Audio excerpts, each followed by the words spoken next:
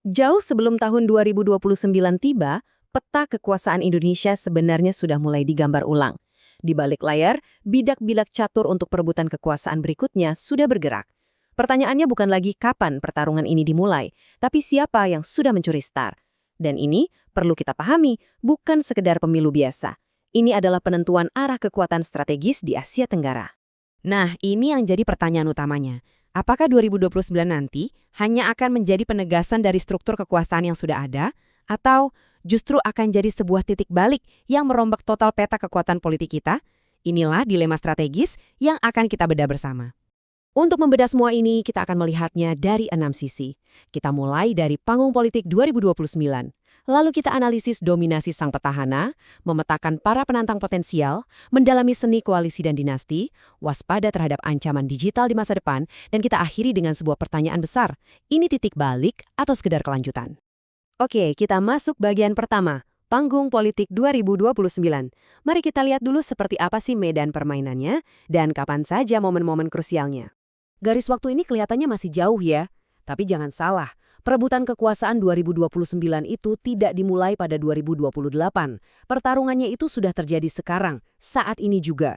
Di ruang-ruang tertutup, di lobi-lobi politik, aliansi sedang diuji dan posisi strategis diamankan jauh sebelum proses formalnya dimulai. Sekarang, mari kita fokus ke pusat gravitasi di papan catur politik ini. Pusat dari semua pergerakan, sang petahana, Prabowo Subianto. Ada kutipan menarik dari seorang analis politik. Dia bilang, bahkan kalau Prabowo dipasangkan dengan saya pun, dia tetap akan menang.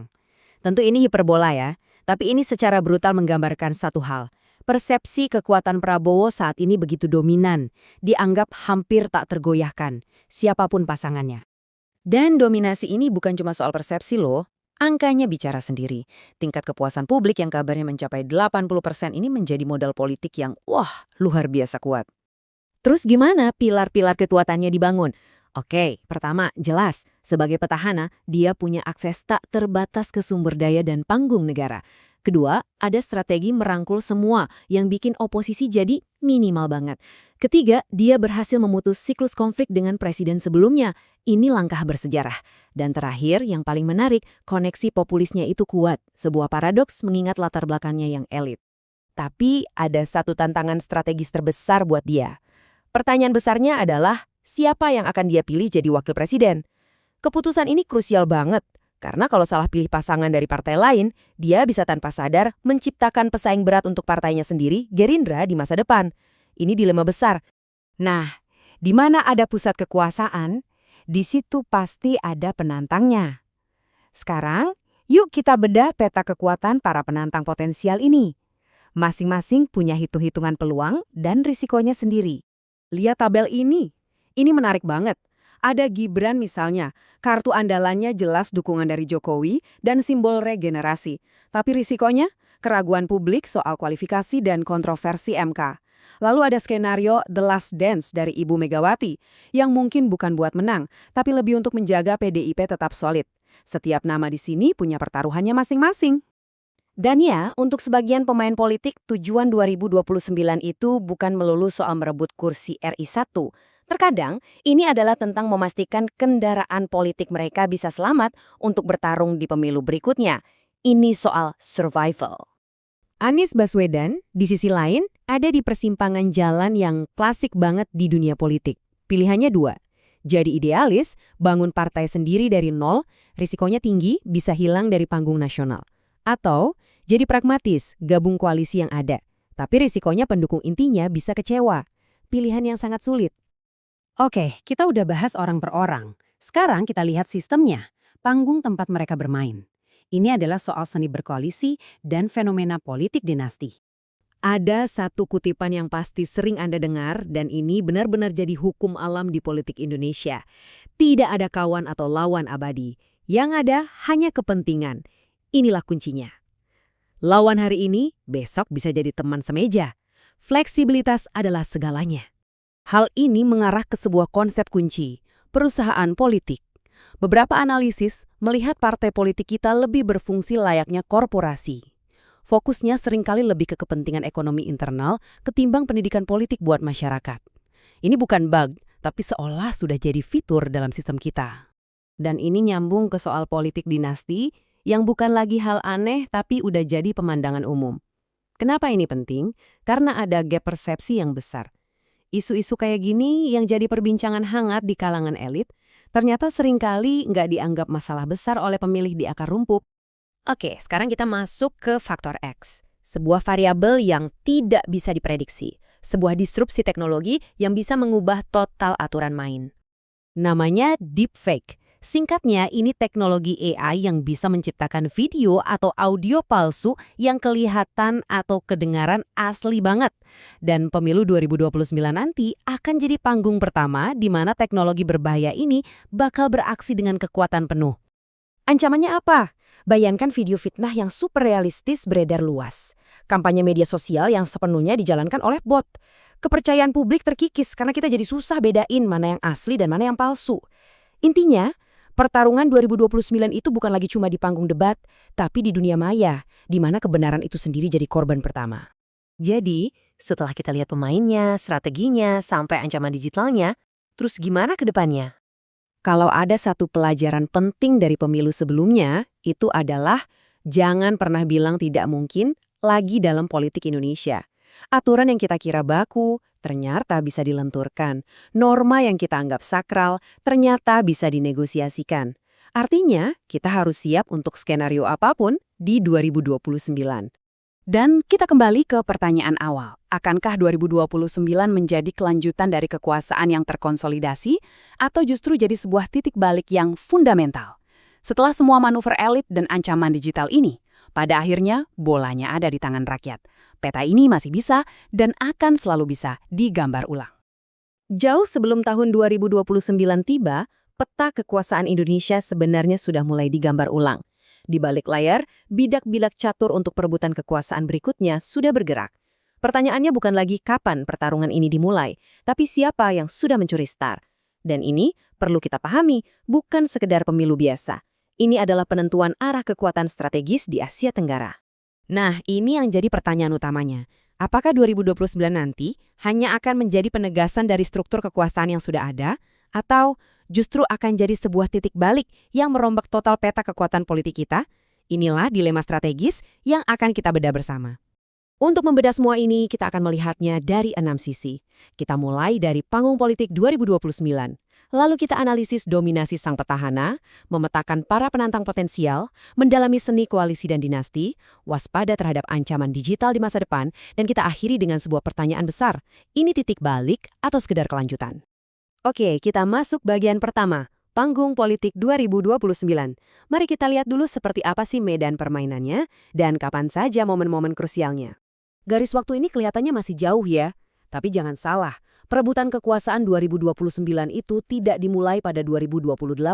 Pertarungannya itu sudah terjadi sekarang, saat ini juga. Di ruang-ruang tertutup, di lobi-lobi politik, aliansi sedang diuji dan posisi strategis diamankan jauh sebelum proses formalnya dimulai. Sekarang, mari kita fokus ke pusat gravitasi di papan catur politik ini. Pusat dari semua pergerakan, sang petahana, Prabowo Subianto. Ada kutipan menarik dari seorang analis politik. Dia bilang, bahkan kalau Prabowo dipasangkan dengan saya pun, dia tetap akan menang. Tentu ini hiperbola ya, tapi ini secara brutal menggambarkan satu hal.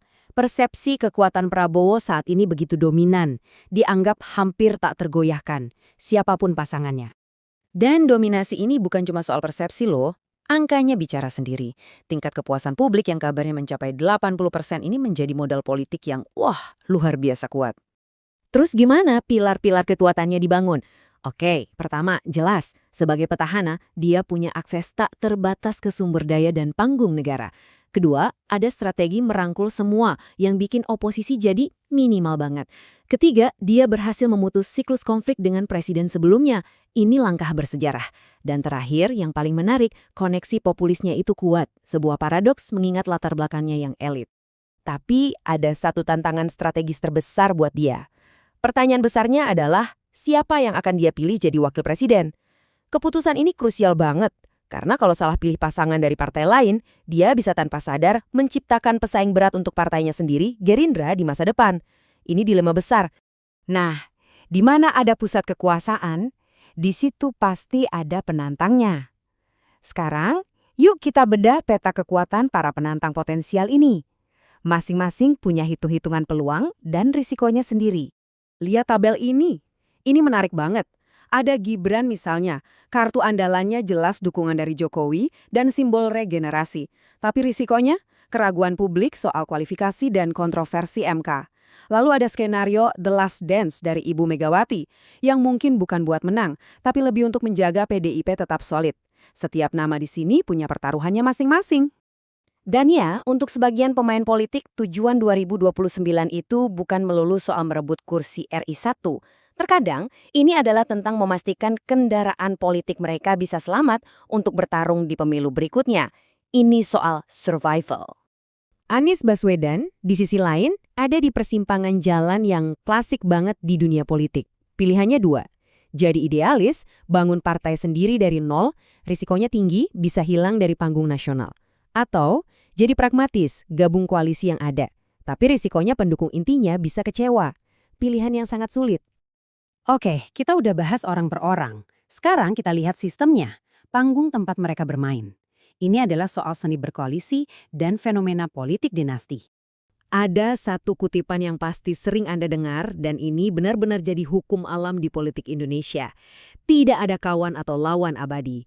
Yang ada hanya kepentingan. Inilah kuncinya. Lawan hari ini, besok bisa jadi teman semeja. Fleksibilitas adalah segalanya. Hal ini mengarah ke sebuah konsep kunci, perusahaan politik. Beberapa analisis melihat partai politik kita lebih berfungsi layaknya korporasi. Fokusnya seringkali lebih ke kepentingan ekonomi internal ketimbang pendidikan politik buat masyarakat. Ini bukan bug, tapi seolah sudah jadi fitur dalam sistem kita.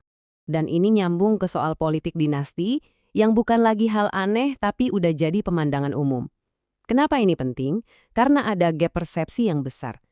Isu-isu kayak gini yang jadi perbincangan hangat di kalangan elit, ternyata seringkali nggak dianggap masalah besar oleh pemilih di akar rumput.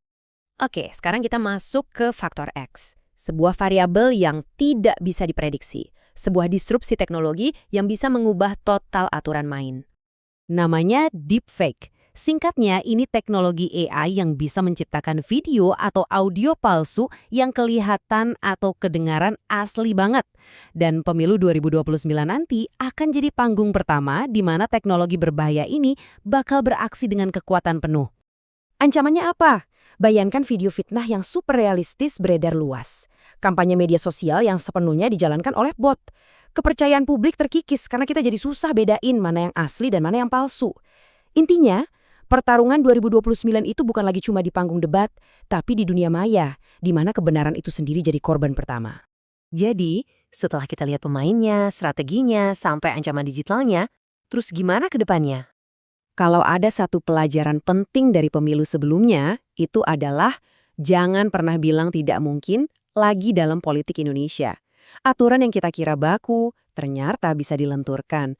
Norma yang kita anggap sakral, ternyata bisa dinegosiasikan. Artinya, kita harus siap untuk skenario apapun di 2029. Dan kita kembali ke pertanyaan awal. Akankah 2029 menjadi kelanjutan dari kekuasaan yang terkonsolidasi atau justru jadi sebuah titik balik yang fundamental? Setelah semua manuver elit dan ancaman digital ini, pada akhirnya bolanya ada di tangan rakyat. Peta ini masih bisa dan akan selalu bisa digambar ulang.